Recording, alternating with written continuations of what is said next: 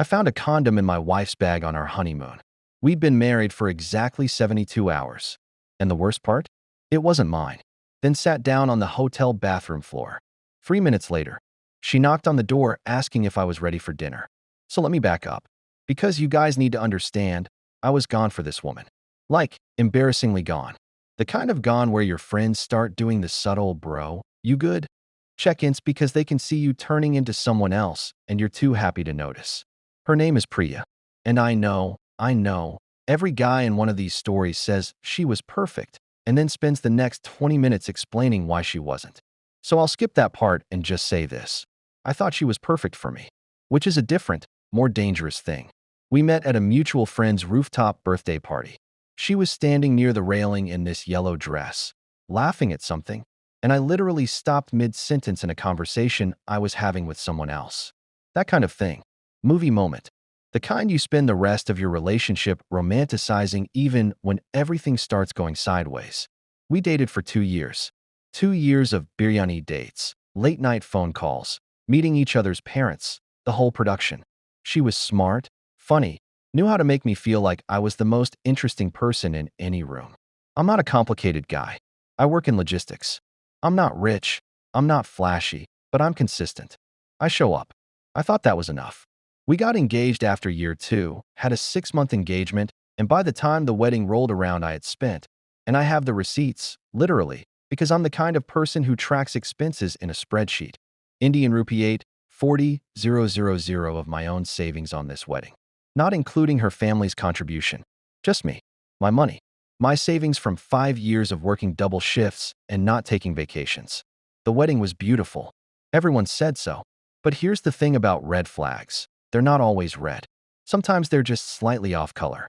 Slightly not right in a way you explain away because explaining is easier than confronting. Like how she'd go weirdly quiet whenever her phone rang and she'd step out to take the call. And I'd ask, "Who was that?" And she'd say, "Just my cousin. You don't know her." And I believed her because why wouldn't I? She was my fiancée, soon to be my wife. I trusted her the way you trust the floor to hold you when you step out of bed in the morning. You don't even think about it. Or how? 2 weeks before the wedding, she was suddenly so busy that she could barely meet me. I thought it was pre-wedding stress. Her mom was being difficult about the catering. The decorators kept changing things. I told myself she just needed space and I gave it to her because I was trying to be a good partner. Past me was such an idiot. The wedding happened on a Saturday. Sunday was recovery, families everywhere, the traditional post-wedding rituals. Monday morning, we left for Maldives. 5 nights at a resort I'd been saving up for specifically, Indian rupee 110,000 for the overwater villa, not including flights. Because I wanted it to be special. Because she deserved it. Because I was gone for this woman, remember? The flight was fine. She slept on my shoulder. I watched a movie. Normal. We checked in around 4 p.m. local time. The room was stunning. That turquoise water right outside the glass floor panels. The kind of view that makes you feel like the world is being generous to you specifically. We ordered room service. Talked. Laughed. It felt like the start of something real. And then on day 2, while she was in the shower, I went to grab my sunscreen from her bag because mine was buried somewhere in my suitcase. I wasn't snooping. I want to be really clear about that. I was looking for sunscreen. What I found instead, tucked into a small inner pocket of her tote bag, the designer one her best friend got her as a wedding gift, was a single condom still in its wrapper. Now, maybe there's an innocent explanation for this. Maybe she'd had it in the bag for months. Maybe she forgot. Maybe it was one of those things that just lives at the bottom of your bag forever like receipts, an old lip balm. I know what you're thinking. And yeah, I thought that too. For about 4 seconds. And then I noticed the date printed on the wrapper. Manufactured date, 6 weeks ago. And then I noticed the brand. Not something either of us had ever used, ever. Different brand entirely. I stood there holding it. I could hear the shower running. And then my brain, very quietly, like a notification you weren't expecting, pulled up a memory. The night before our wedding. The night she was supposedly at her parents' house with her girlfriends for a last night in. She'd sent me a voice note at 11 p.m. saying she was exhausted and going to bed early. Her voice had sounded completely normal. I'd sent back a heart emoji and gone to sleep feeling lucky. I sat down on the bathroom floor. I didn't say anything that night. I know that sounds insane. but I genuinely could not form words. It was like my brain was a loading screen, that little spinning circle, just buffering. Not crashing, not shutting down, just endlessly, uselessly loading. I put the condom back exactly where I found it. I got the sunscreen. I went back out to the balcony and sat there until she came out of the shower. And when she saw my face, she asked if I was okay, and I said, just tired. And she said, come on, don't be tired on our honeymoon, and laughed, and I laughed too. I kid you not. I laughed. That night, I lay next to her in that Indian rupee 110,000 bed staring at the ceiling thinking, okay, what do you actually know? What I knew, condom. Wrong brand. Manufactured 6 weeks ago.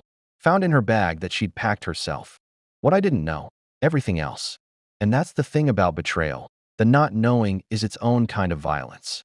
Because your brain fills in the gaps and you can't stop it. I needed information before I said anything. I'm not someone who blows up without knowing what I'm blowing up over. That's just how I'm built. So I waited. And I watched. And I noticed things I'd been too in love to notice before. How she checked her phone when she thought I was asleep. How she smiled at something on the screen and then put it face down. How she'd go quiet for a few minutes and then come back overly cheerful, like she was overcompensating for something. On day 3 of the honeymoon, I stepped out to the resort cafe, saying I needed coffee. What I actually did was call my best friend Rowan. Rowan has known me since we were 12. He was my best man. He was also the mutual friend whose rooftop birthday party is where I'd met Priya, which means he'd known Priya for 2 years too. I told him what I found. There was a silence on the line that lasted just a beat too long. Rohan. Yeah. You know something. Another pause. Here's what I'll say about Rohan. He's loyal to a fault. Like, painfully loyal.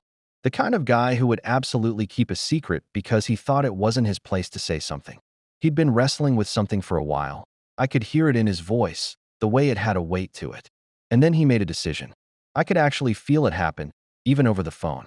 Like something shifting. I didn't know for sure, he said. I still don't know for sure. But, and then he told me. Apparently, 2 weeks before the wedding, the exact period she'd been too busy to meet me, someone at Rohan's office had seen Priya at a restaurant with a guy. The guy's name was Kabir. Kabir was Priya's ex, the one who had allegedly been completely out of the picture since before we started dating. The one she described as ancient history whenever he came up. Rohan hadn't told me because he'd only heard it secondhand. Because he wasn't sure. Because he didn't want to blow up my relationship 2 weeks before my wedding on secondhand information. I understood that logic. I also wanted to put my head through a wall. But it got worse. Because here's the thing Rohan didn't know he knew. He mentioned, almost as an aside, that Kabir had been at a wedding the night before our wedding. A wedding in the same part of the city as Priya's girls' night in. I asked Rohan to send me Kabir's Instagram. I opened it right there in the resort cafe, iced coffee going warm in my hand. Kabir's Instagram was private, but his tagged photos weren't fully locked. And in a tagged photo from, you guys are going to lose it, the night before my wedding, there was Priya, not standing next to him in a group photo, standing with him, his arm around her, her head slightly tilted toward him. The photo was captioned by someone else. The caption just said, good people, with a crown emoji. I stared at that photo for probably 3 minutes. And then every single memory from the past 6 months started replaying in my head, but with the filter off. The late calls, the busy weeks, the way she sometimes looked at her phone like it had said something she wasn't sure how to feel about. The way she'd occasionally say things like, Kabir used to say the same thing, and then catch herself and change the subject. I'd noticed. I'd just decided not to notice. Rohan on the phone said bye. What do you want to do? And I said, I'm going to finish this honeymoon, and then I'm going to figure it out. Rohan said, are you sure? I said no. And I went back to the room where my wife of 3 days was putting on sunscreen for the beach, humming something, completely unbothered by the universe. And I handed her the bottle so she could get her back. Here's something nobody tells you about finding out your life isn't what you thought it was. You become very, very calm. Not the good kind of calm. Not peace. More like the calm of a phone that's at 2% battery. Everything non-essential has just shut down, and the only thing running is the one thing keeping you functional. I finished the honeymoon. 5 days. I was present enough to not make it weird. I took photos. I smiled. I said this is amazing at the right moments because it genuinely was an amazing place, and that felt like its own particular cruelty. We came home on a Friday. Saturday morning, she was still asleep when I sat down at the kitchen table with my laptop and my coffee and did what I should have done sooner. I went through everything. Not her phone. I didn't have her password and I wasn't going to go down that road. But I went through things I did have access to. The shared Google Calendar we'd made for wedding planning. The timeline of the last 6 months. Every busy week. Every sleeping early night. And then I made a list. Not of evidence. Just of what I knew, what I suspected, and what I needed to say. Rohan came over that afternoon while she was out at her mother's. He sat across from me at the same kitchen table and asked if I was okay, and I said, I'm going to ask her tonight. He said, do you want me to stay? I said, no, this is between us. He nodded. Then he said quietly, for what it's worth, I'm sorry I didn't say something sooner. And this is the moment I'll remember about Rohan for the rest of my life. He looked genuinely wrecked about it, like it had been eating him up. He'd been carrying this weight of knowing something he wasn't sure about, not wanting to blow up my life on a maybe, and then watching me walk down the aisle anyway. You did what you thought was right, I told him. I should have done what was actually right, he said. I don't disagree, but I also can't be mad at him. Not really. She came home around 7 p.m. I'd made dinner. Nothing elaborate, just dal and rice, the way I always made it when I didn't want to think about cooking. She seemed happy. Light. She sat down and started talking about something her mom had said, and I let her talk and I ate and I waited. And then when she paused to take a sip of water, I said, who is Kabir? Not accusatory. Just curious. Like I was asking about a stranger. She put her glass down. My ex, you know who Kabir is. Right. When did you last see him? A pause. Just a half second. If I hadn't been watching for it, I would have missed it. I don't know. Months ago. What? And here's where I had a choice. I could show her the Instagram photo. I could bring up the condom. I could lay everything out like a prosecutor. Instead, I said, Priya, I want to give you a chance to tell me yourself. Okay. Whatever happened, I want to hear it from you. She looked at me for a long moment. And then she said, with this little laugh, this dismissive little exhale, there's nothing to tell. I don't know why you're being weird about this. Being weird about this. The first time she said that to me was 6 months into our relationship, when I gently brought up that her texting patterns had changed. She'd said, you're being weird about this, and I'd backed down because I trusted her, and I didn't want to be that guy, the insecure guy, the controlling guy. And it had worked. I'd backed down. Priya, I said, I found the condom. Silence. Not the loading kind. The completely different kind. The kind where someone is very quickly trying to figure out which version of events is still salvageable. What condom? In your tote bag. The one Riya gave you as a wedding gift. I don't know what you're talking about. Okay. I got up. I cleared my plate. I went to the bedroom and I got the condom out of the inside pocket of my travel bag, where I'd put it after taking it from her tote on day 3 of the honeymoon. I put it on the kitchen table between us. She stared at it. And then she did something I genuinely did not predict. She went with a cover story. She said it must have been in the bag already, that she'd gotten the bag secondhand, or maybe Riya had put it in there as a joke gift. You know how Riya is. She's always doing stuff like that. And I listened to every word. And then I opened my phone and showed her the Instagram photo. That's the night before our wedding, I said. The cover story dissolved in real time. I watched it happen on her face, the calculation, the pivot, the recalibration. And then she did what I think she always defaulted to, her whole life. Whenever she was caught, she went on offense. You were snooping through my stuff. I was looking for sunscreen. You're paranoid. This is such a violation of my privacy. You're being weird about this. And there it was. The second time. But this time it just landed differently. Like a boomerang that came back and knocked her off balance instead. I'm not being weird, I said. I'm being clear. And I sat back down across from her, and I said it all. Calmly. The condom. The photo. The pattern of 2 busy weeks. The voice note the night before the wedding that sounded completely normal while she was apparently at a party with her ex. And she cried. And then she yelled. And then she cried again. And then she said she was confused, and it didn't mean anything. And I chose you. I married you. You chose to marry me, I said, while keeping a door open. Those aren't the same thing. She called me cold. She said I was being cruel by being so calm. She said real love would forgive this. Maybe, I said. But real love also doesn't need forgiveness for this in the first place. I slept in the guest room that night. The next 48 hours were chaotic in a very specific, Priya-shaped way. 16 missed calls. I know because I counted. Not consecutively. She'd call. I'd decline. She'd wait 20 minutes. Call again. 16 times over 2 days.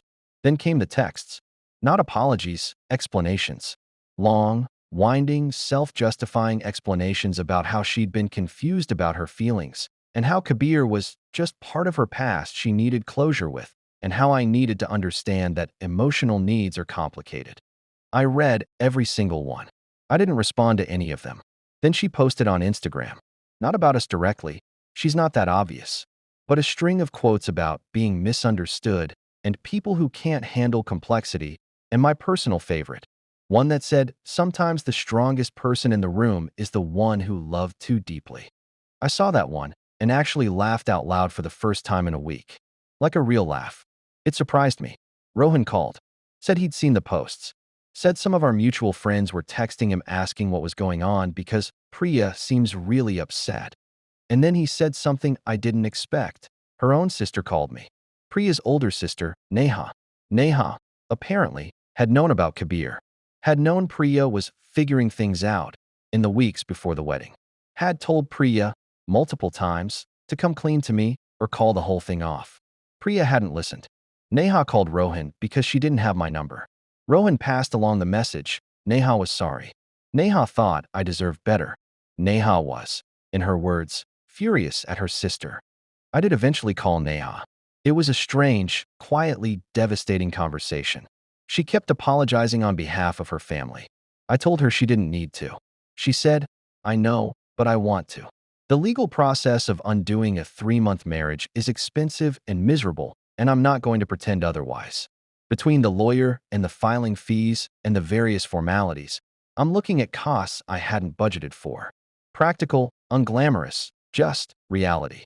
I also moved out of the apartment we'd been sharing, technically mine, but she'd been staying there and I just needed to be somewhere else.